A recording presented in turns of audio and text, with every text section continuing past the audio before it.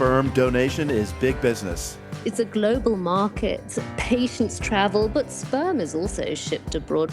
A new investigation reveals that nearly 200 children were born from one donor who had a cancer-causing genetic mutation. This is really not a mutation you want your child to have.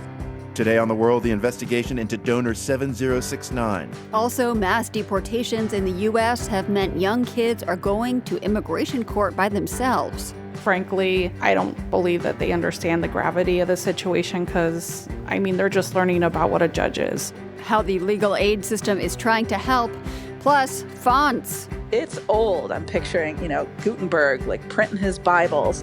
Typeface gets political. I'm Carolyn Beeler. And I'm Marco Werman. That's all ahead today on The World.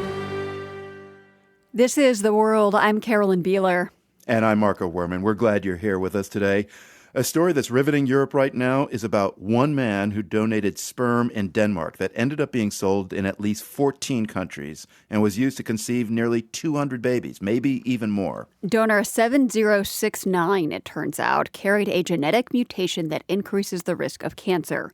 Some of the children conceived with the man's sperm have already died. Others are expected to develop cancer. That's according to a new investigation by 14 European public service broadcasters. Naomi Conrad worked on this story with our partners at Deutsche Welle. She says the genetic mutation has serious implications.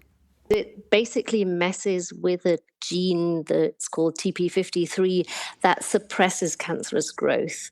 So if this gene doesn't work properly, if there's a mutation, it basically means that from a very early age onwards, you can develop cancers. And children or young adults who have this mutation develop cancer at a very early age, but it's a lifelong risk. So they develop 2, 3, 4 different kinds of cancer. So it's very serious. It's also very important that parents know if their children carry this mutation because they need to undergo lifelong screenings.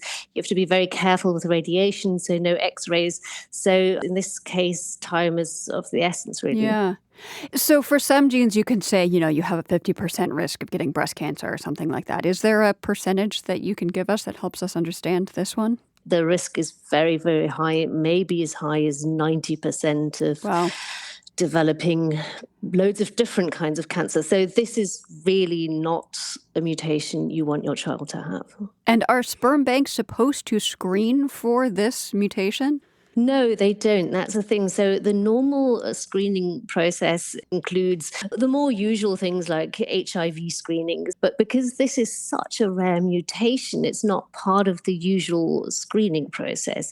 The donor was healthy. He hasn't developed, as far as we know. He definitely hadn't at the time when he donated some 17 years ago. He hadn't developed any kind of cancer. So there was no indication whatsoever, as far as we know, that he was a carrier of this rare mutation. And that's why he wasn't screened for it. And on top of that, at the time, they didn't even have the tools to screen for it. Right. So how was it discovered that all of these children conceived with his sperm had this genetic mutation? One donor-conceived child got sick around 2020, or at least that's when it was reported back to the sperm bank. They tested his sperm, but to make things even more complicated, this mutation only appears in a certain percentage. We're not even entirely sure what percentage of his sperm. That means they tested it, it came back negative. Another child got sick. They retested more samples in 2023, so 3 years later, realized that some of the tests came back positive, and then they immediately took him off the market and started informing the fertility clinics that had offered these procedures. Your investigation has accounted for nearly 200 kids conceived using this donor sperm. Is it typical for one donor sperm to be used that much? Well, that's the big question, and that's what the sperm bank doesn't really want to tell us, but it doesn't seem that unusual. Only a very small percentage of prospective donors actually make the cut. So they test these donors, only about 5 to 8%. Their sperm basically passes muster. They need to survive being frozen. So there's a lot of investment that goes into finding donors that are viable. And the other thing is that There are no European, let alone global, caps on how many children can be conceived with one donor sperm. That's what a lot of doctors, advocates, parents, and also donor conceived children are calling for, that there's a European, or maybe even ideally an international cap, and also a registry, because what you need is a registry where you store the DNA of each donor, so you can make sure that one donor who's gone to one sperm bank hasn't in fact also gone to another sperm bank in the same country or in another country. So what has happened to these donor-conceived children so far? I did mention that some at least have already died. We don't know how many have died. We know that at least 25 carry the mutation out of 77 that doctors told us had been tested as of May of this year. And how are the families that are going through this coping with all of this? It's obviously would be a huge shock and scary. Of course. I mean, we talked to one mother who said it felt a bit like she was entering a tunnel, and that her parenthood had been stolen by this. I mean, of course, a lot of parents are incredibly worried. Some parents are lucky because their children don't carry the mutation. It's a little bit like Russian roulette, I guess, at this point, whether or not your child carries the mutation. What kind of reforms are now being suggested to try to prevent this from happening again? Well, the European Union has come out with new regulations, which are set to come into place in 2027, but they don't actually at this point include a European-wide cap. So there's still not going to be at the European level any kind of upper limit of how many children are conceived from one donor sperm. There's going to be a little better coordination, more information exchange at the European level come 2027.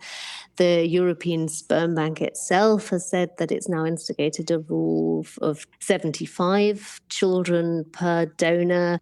But that's not a law. I mean, that's a self-imposed rule, right? So whether or not they actually abide by it, you need some kind of oversight, which is clearly lacking.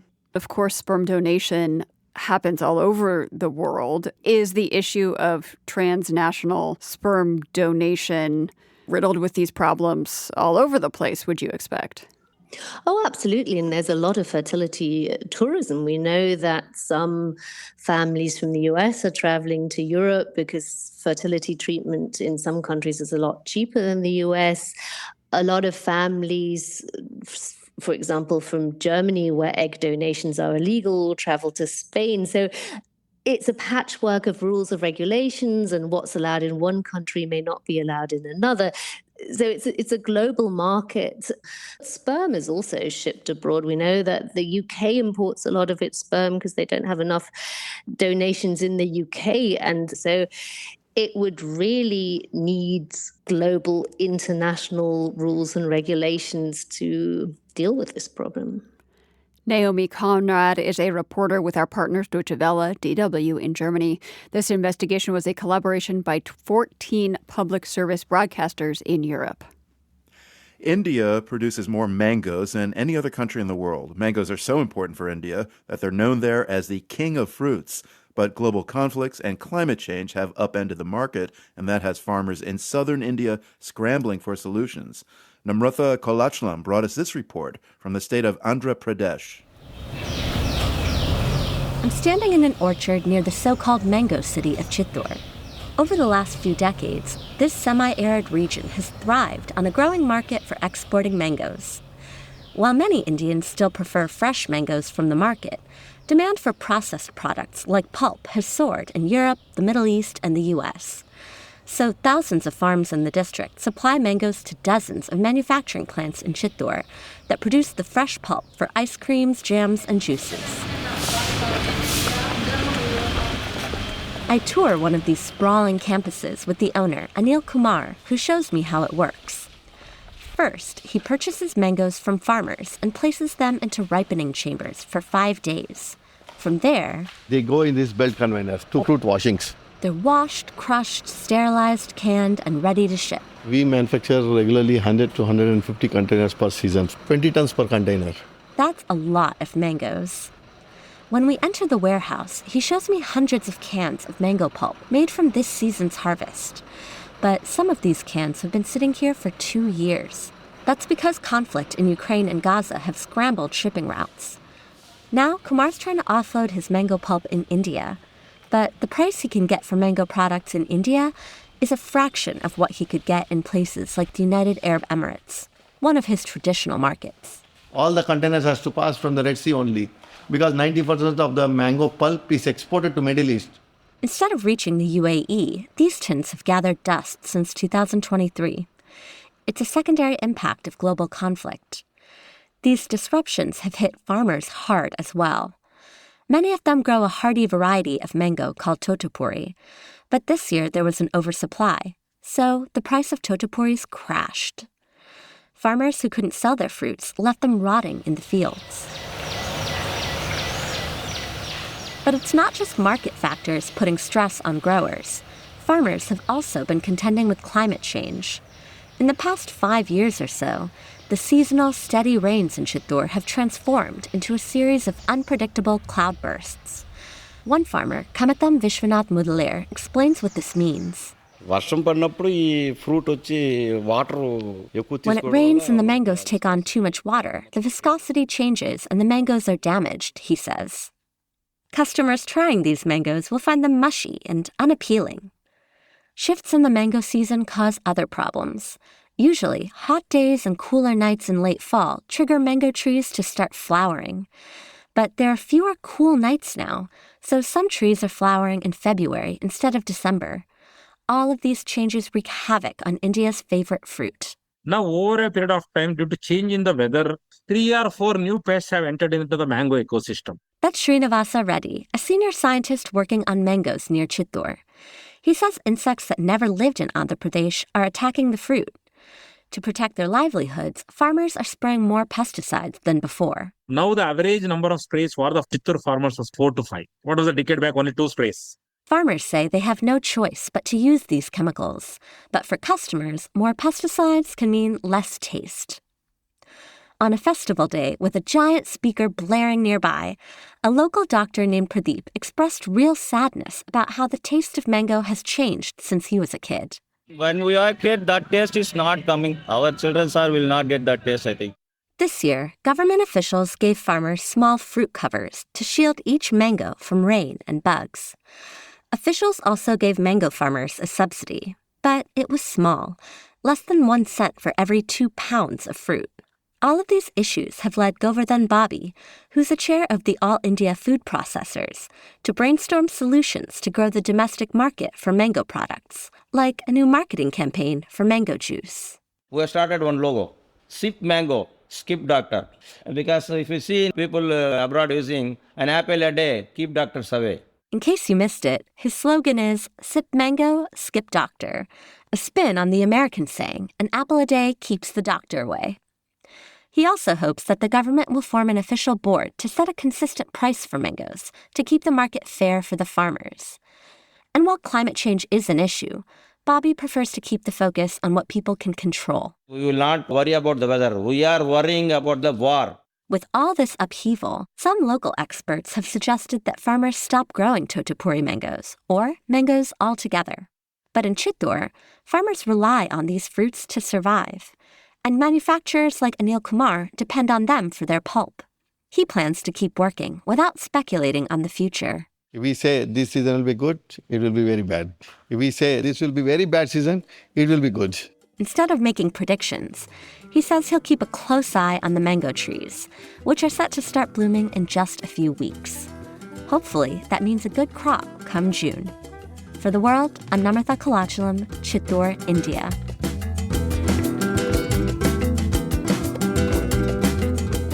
You're listening to The World.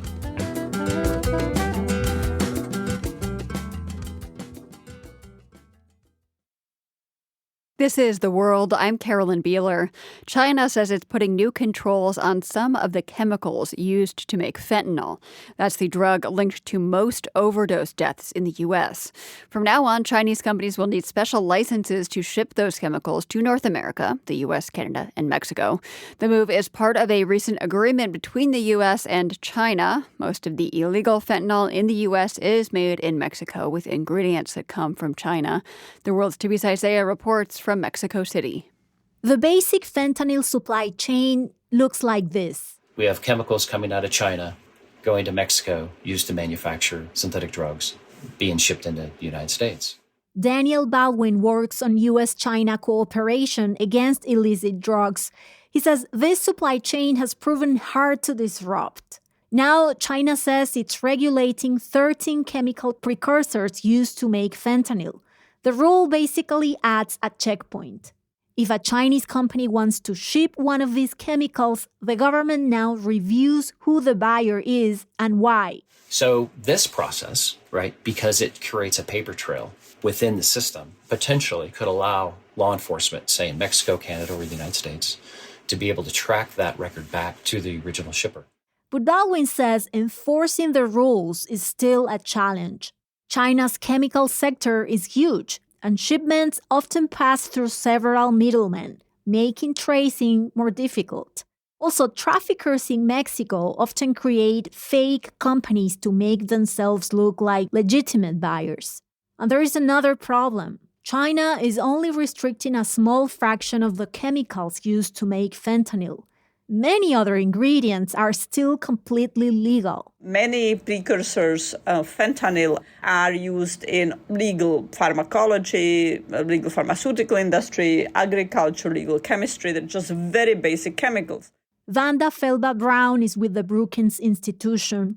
She says even if China stopped being a source of fentanyl ingredients, traffickers could look for other countries, like India, where the pharmaceutical sector is loosely regulated. But there is some hope. This is not the first time China has tightened controls. In 2023, the government started restricting some chemical precursors, and the impact showed up quickly in the U.S. The number of fatal overdoses from fentanyl has declined very substantially over an 18-month period. That's Peter Reuter, a professor of drug policy and criminology at the University of Maryland. He says 18 months is actually much longer than expected. Drug traffickers usually adapt within a few months to government crackdowns. What that suggests is that it is not so easy to adapt to this. Also, during that time, fentanyl on U.S. streets became less potent. Jonathan Calkins, a drug policy researcher at Carnegie Mellon University, says these supply-side shocks won't end the fentanyl trade, but they can still save lives. So if your standard is we're only interested in something that completely makes the drug supply go away forever, it's not going to do that. But if your standard is will it save people's lives, maybe even hundreds or thousands of lives, there is hope for that. He says even modest actions can matter. But in the long run, Calkins says supply controls alone won't solve the crisis. We will always want law enforcement to prevent the criminal organizations from becoming too powerful, too violent, too damaging to democratic institutions. That's an ongoing, crucial mission. The bigger challenge, he says, is stopping people from becoming addicted. For The World, I'm Tibis Isaiah, Mexico City. Holiday shopping season in Paris has been a little less sparkle and glitz and a little more protest and outrage this month. That's because the ultra-fast fashion retailer Shein recently opened a brick-and-mortar store inside Paris's historic BHV department store. John Lawrenson, with our partners at DW, reports on the controversy. Over the couple of weeks that it's been open, Parisians have been showing that while their city is this,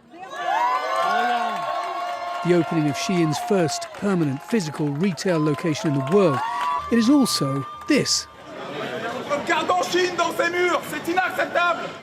Fired up by the shock revelation that sex dolls with the appearance of a young girl holding a teddy bear had been for sale on the Singapore-based site, protesters mingled with queuing shoppers in front of the BHV department store.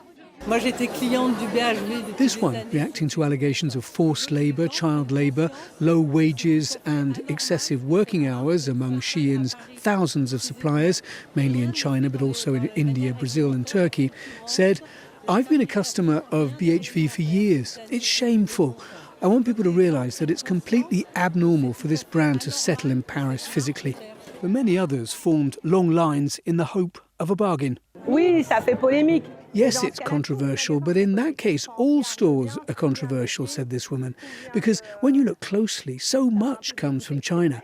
Here, though, when you look at the prices, nothing else in France comes near.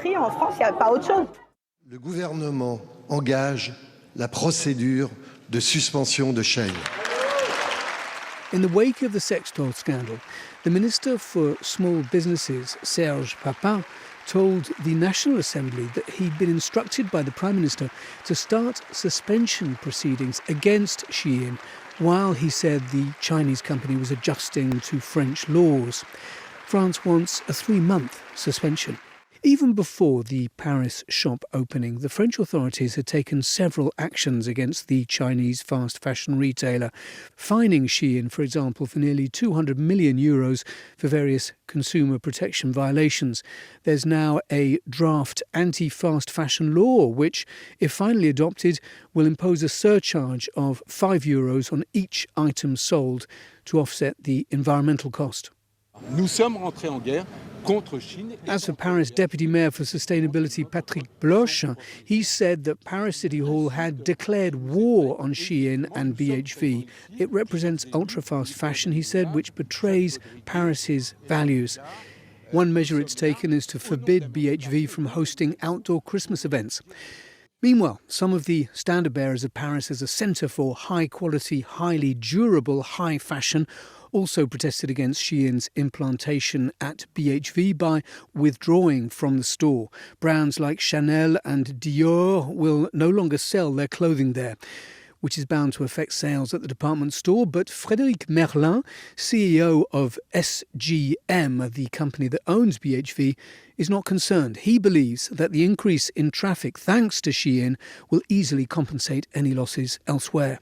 Je pense qu'il y a un tapage médiatique.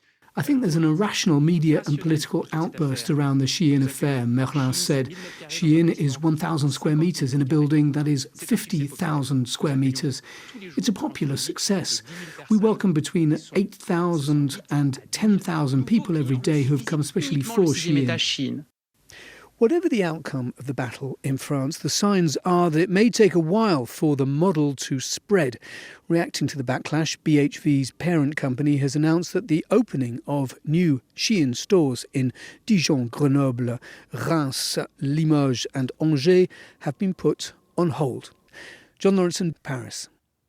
That story comes from our partners DW and their program Inside Europe. You're listening to The World. This is The World. I'm Carolyn Beeler. In Serbia, protests against government corruption and negligence have rocked the country for more than a year. Protests led by students are often held outside of the former headquarters of the Yugoslav army. The building was bombed by NATO forces in 1999. Many Serbs regard the site as a memorial to those who died. But plans are now underway to transform the location into a luxury hotel complex to be known as Trump Tower Belgrade. The World's Europe correspondent Orla Berry has more. In mid-November, thousands of protesters formed a human chain around the outside of the former Yugoslav army headquarters in Belgrade and painted a bright red line around the site's perimeter. It was a symbol, they said, of their pledge that they would defend the crumbling building at all costs. The plans to demolish the site affects me personally, one young protester in a green hoodie tells local television. My parents survived the NATO bombing. Now the government wants to erase a whole generation with this plan. During the Kosovo War in 1999, US-led NATO forces attacked the army headquarters. It was part of a much wider assault aimed at stopping Serb forces from attacking Albanian Muslims across the border in Kosovo.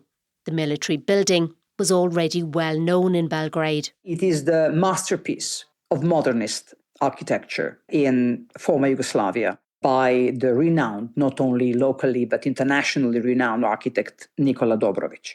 Snežka Kvartflich-Mihajlović is the Secretary General of Europa Nostra, an organisation dedicated to protecting cultural and historical sites. She says it came as a surprise to some when news emerged that the Serbian government was planning to lease the site to a US investor.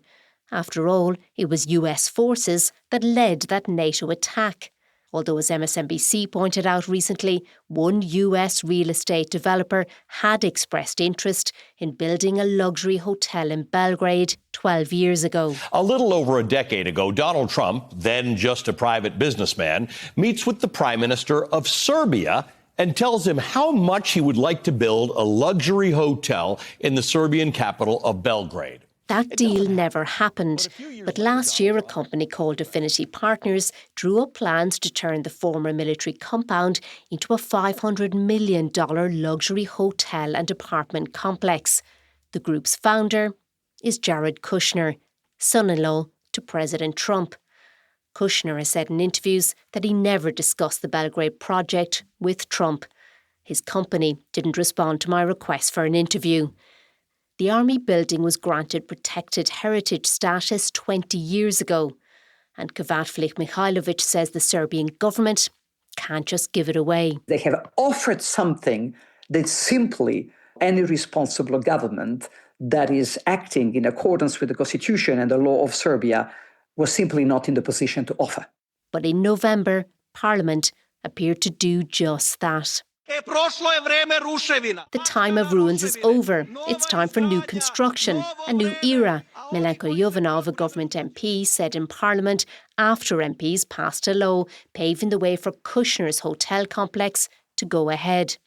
Opposition lawmakers, architects, historians and students have all protested the decision. It's not only about defending this building, it's part of a much bigger picture. This philosophy student at the University of Belgrade tells me the government's plan to sell off the site is a symbol of everything that's wrong with her country. She doesn't want to give her name, she says, for fear of reprisal from the government. We're basically being faced with our country being in a state, what one professor of law called a constitutional decay. The Serbian Prime Minister sees it very differently. Mi imamo prava na korišćenje tog prostora. We have the right to use the land, Alexander Vucic said on local television this week, and to profit from it. The US company will invest $750 million. That's a huge investment for our country, he said. Opposition lawmakers say the Parliament's ruling is unconstitutional and they plan to challenge it in court. Nemanja Nenadic with anti-corruption NGO Transparency Serbia isn't sure that'll come to much. Part of the problem is the fact that Constitutional Court of Serbia did not react promptly, did not react at all. Nenadic says even the agreement signed by the government and Kushner's company leaves a lot of unanswered questions, including why the site wasn't opened to other potential investors. Cultural heritage expert Snežka Kvartflich-Mihajlović says she has some advice for Jared Kushner and his company. I would say that they definitely should not want to be part of a scheme that is so blatantly based on the violation of the Constitution and the rule of law. Because that's no way to build relations between the two countries, she says. For The World, I'm Orla Barry. In northern Nigeria, several parents have spent their first full day reunited with their children. That's after the children had been abducted when gunmen stormed their school in the city of Papiri in late November. Out of more than 300 children who were abducted, 100 were released over the weekend, rejoining their parents late last night. The Nigerian government didn't share details about the students who had been released. It also hasn't given an update on the condition of the 150 children who have not come home and who remain in captivity. So far, no one has claimed responsibility for the abductions.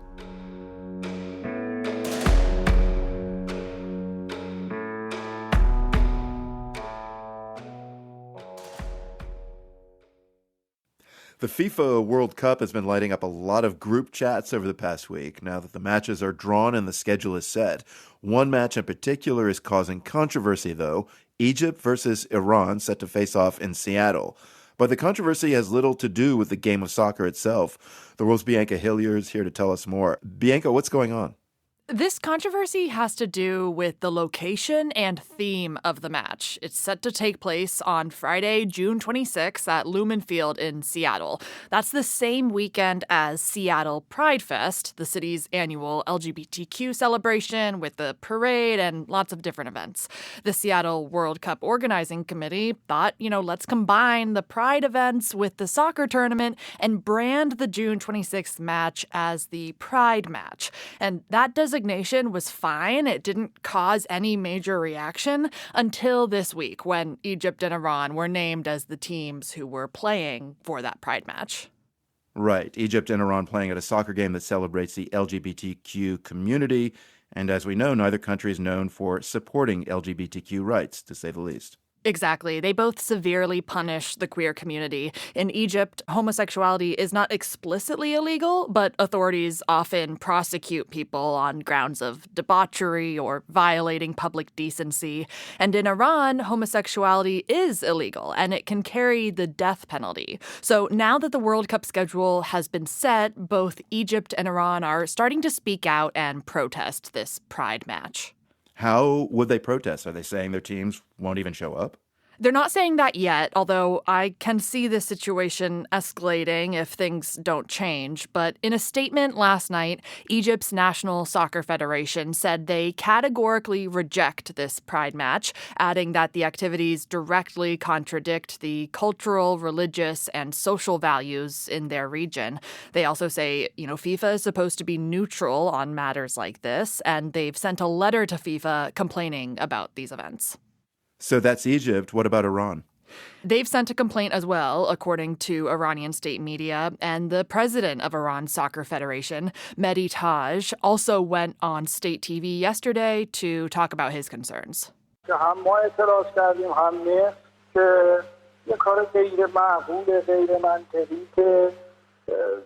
He said, quote, "Both Egypt and we have objected because this is an unreasonable and illogical move that essentially signals support for a particular group, and we must definitely address this point."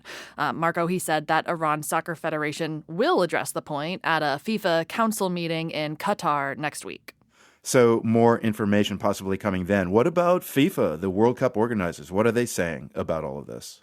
Not much. They haven't released a statement on the matter, and a spokesperson told me today that FIFA is directing all inquiries to the Seattle Organizing Committee, who they say is independent of them.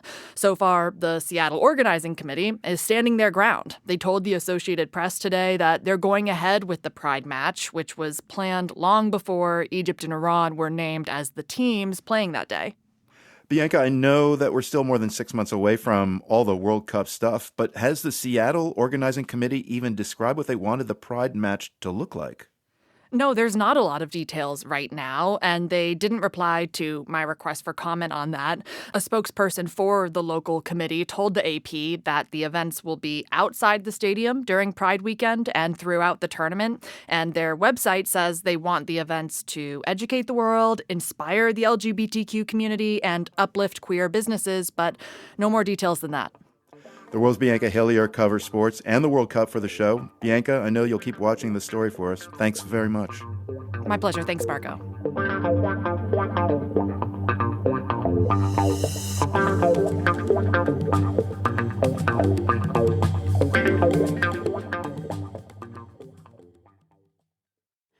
There's a federally funded program that provides free legal counsel to unaccompanied immigrant children seeking asylum in the U.S.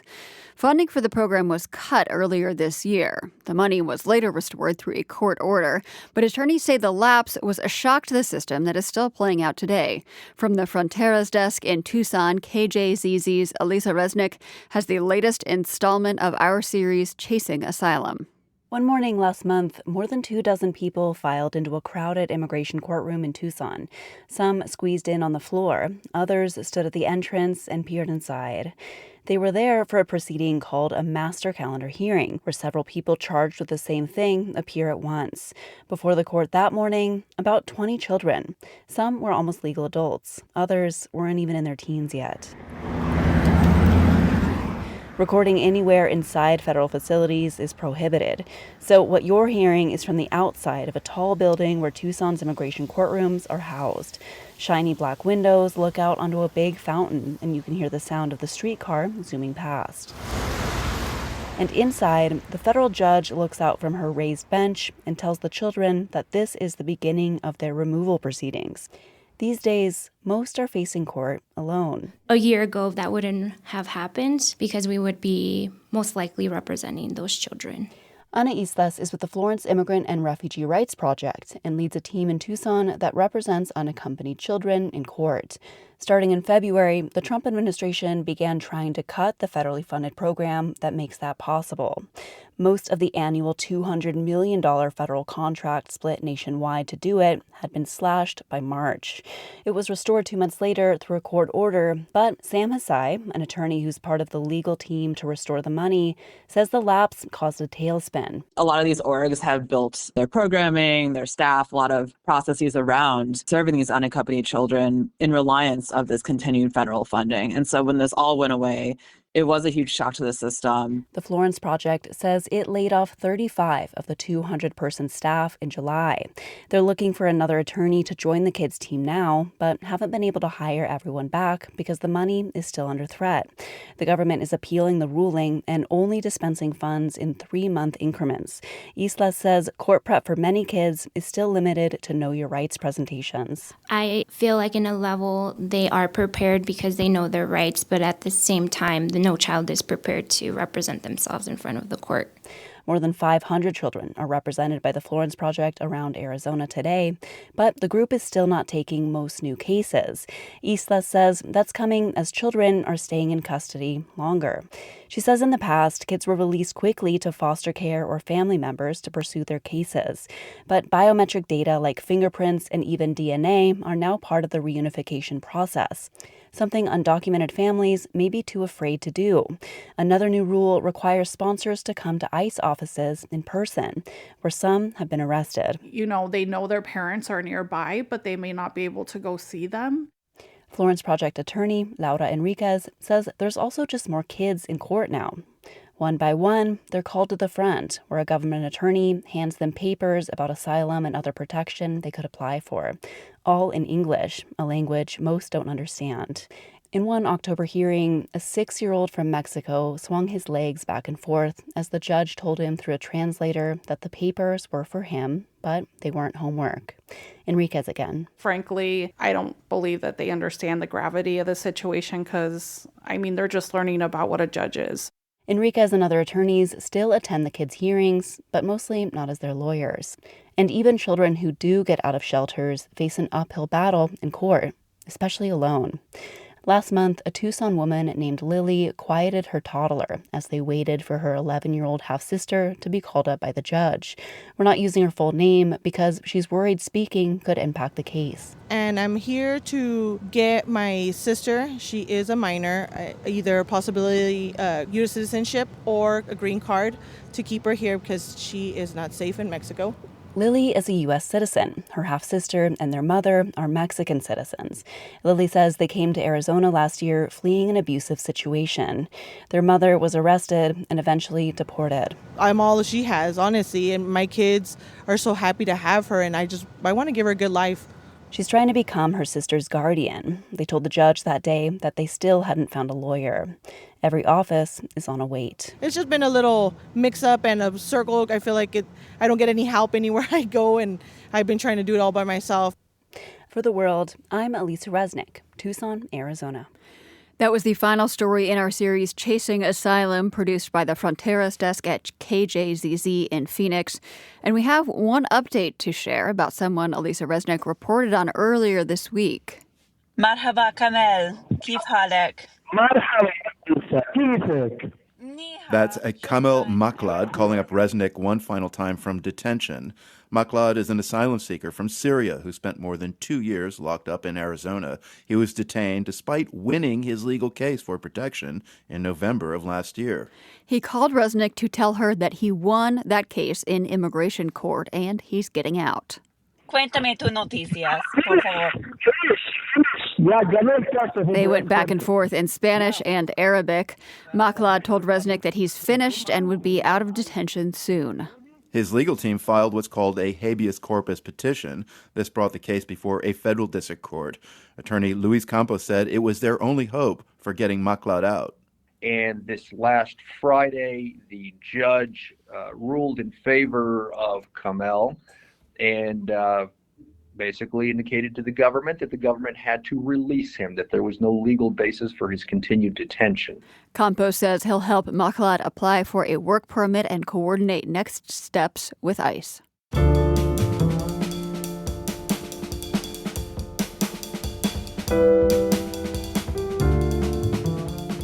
You're listening to The World.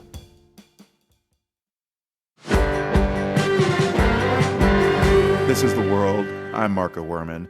The U.S. State Department is making a style change. Times New Roman will be the official font for American diplomacy. Previously, Calibri was being used at State. This might seem like an inconsequential choice, but typeface is surprisingly political. Catherine Henshin is a professor of political communication at Northeastern University in Boston. She told us a cable from the State Department called the use of Calibri wasteful and a DEI initiative. There's really two important takeaways here. The first is that Calibri actually isn't wasteful. It's free. It comes on most computers, so there's no real cost to using it. But we know that people view typefaces through a political lens, especially when they're put in a political context.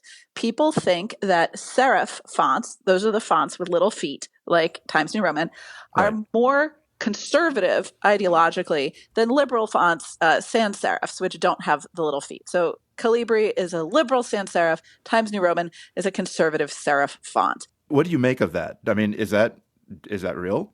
Well, we've seen it in our research on the role of typeface and political graphic design generally.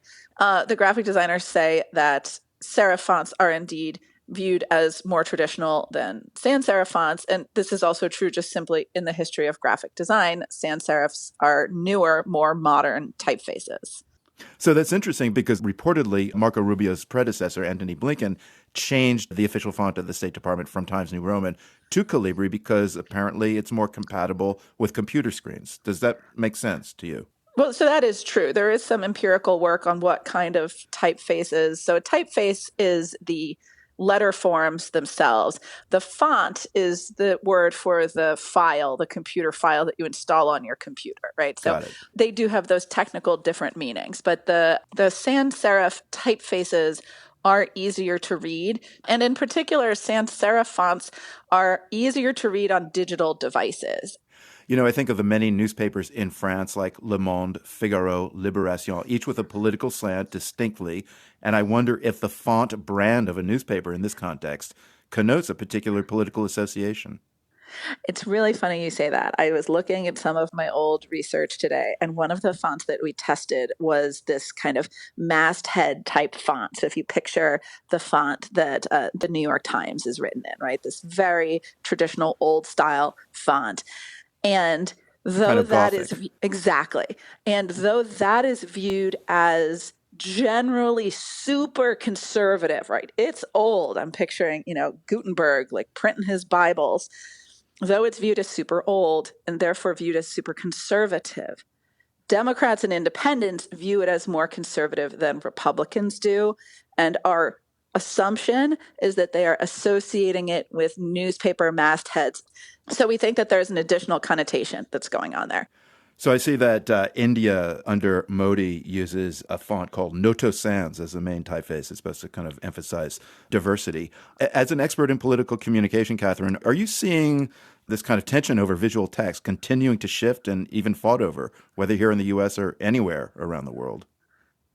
It's going to always be extremely culturally dependent. And that's what makes some of this hard to generalize around, right? So perfect example. In the United States, red is the Republican Party. In much of the rest of the West, red is the left. And so here in the United States, people respond to a red hat as a symbol of the MAGA movement. That automatic association just won't necessarily exist in other places. So whenever we're understanding these types of graphic design choices, first of all, they are intentional. They're choices. They're meant to convey something, but we need to understand a deep history of the place and the people and its politics to be able to correctly infer what the meaning is. Well, this is radio, so it's not easy to illustrate all the fonts we've discussed. I'll just say that Fracture, Antiqua, and Noto Sans, none are in my word processing font pack. Catherine Henchen, thanks so much for your time. You're welcome. Catherine Henchen is a professor of communications and political science at Northeastern University.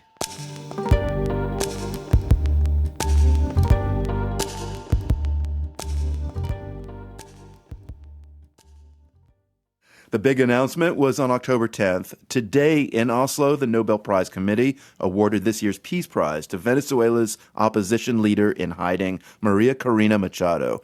She led a grassroots campaign in Venezuela to topple the authoritarian regime of Nicolas Maduro. Norway's royal family was at the ceremony, so were some prominent Venezuelan dissidents in exile. But Maria Corina Machado herself was not there in person. The chair of the Norwegian Nobel Committee, Jørgen Vatne Friednes, said this in his opening remarks. The Nobel Peace Prize laureate, Maria Corina Machado, has done everything in her power to be able to attend the ceremony here today. A journey in a situation of extreme danger. Although she will not be able to reach this ceremony and today's events, we are profoundly happy to confirm that she is safe and that she will be with us here in Oslo.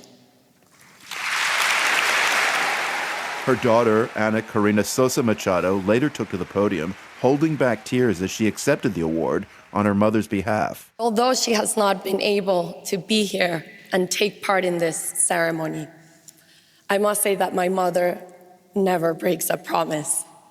And that is why, with all the joy in my heart, I can tell you that in just a few hours, we will be able to embrace her here in Oslo after 16 months living in heaven. The Wall Street Journal reports that Machado made a secret departure from her hiding place in Venezuela on Tuesday, and that she traveled by boat to the Caribbean island nation of Curacao. From there, she got on a plane to Oslo, but not in time to make it to the ceremony. Before reading the speech her mother had written, Ana Corina Sosa Machado acknowledged that her family was not alone in being separated under the Maduro regime. And as I await that moment to hug her, to kiss her, to embrace her after 2 years, I think of the other daughters and sons who do not get to see their mothers today. This is what drives her, what drives all of us. She wants to live in a free Venezuela, and she will never give up on that purpose. We have more reporting on Venezuela's opposition movement and the political crackdown it's facing. You can find all of it at theworld.org. The World is produced by GBH and PRX, broadcasting weekdays from the Nan and Bill Harris studio in Boston and from the Department of Communication at UC San Diego. Find more of our reporting on YouTube, and while you're there, be sure to subscribe to our channel. It's called The World News Radio. I'm Carolyn Beeler. And I'm Marco Werman. Thank you for listening. We'll be back with you tomorrow. The World is supported by the John D. and Catherine T. MacArthur Foundation, committed to building a more just, verdant, and peaceful world. macfound.org. By the Lumina Foundation, committed to a fair, universal system for learning beyond high school that offers every American the chance for a better life. luminafoundation.org. And by FJC, a foundation of philanthropic funds serving the nonprofit sector with donor-advised funds, fiscal sponsorship, bridge lending, and more. FJC.org. The World's theme music is composed by Ned Porter. The World is a co-production of GBH Boston and PRX. More information at theworld.org.